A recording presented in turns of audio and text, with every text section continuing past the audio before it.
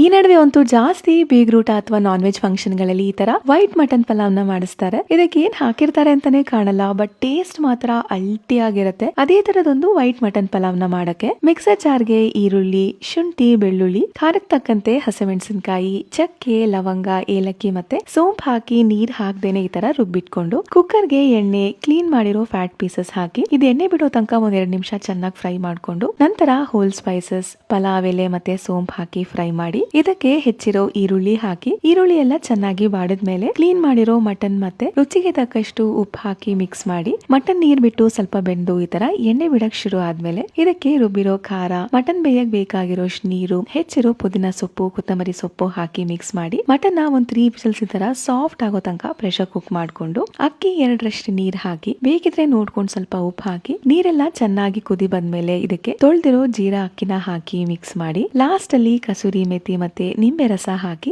ಅಕ್ಕಿ ಅನ್ನ ಆಗೋ ತನಕ ಬೇಯಿಸಿದ್ರೆ ಅಲ್ಟಿ ಆಗಿರೋ ವೈಟ್ ಮಟನ್ ಪಲಾವ್ ತಯಾರಾಗುತ್ತೆ. ಇದನ್ನ ನಿಮ್ಗೆ ಇಷ್ಟ ಇರೋ ಗ್ರೇವಿ ಜೊತೆ ಸರ್ವ್ ಮಾಡಿ.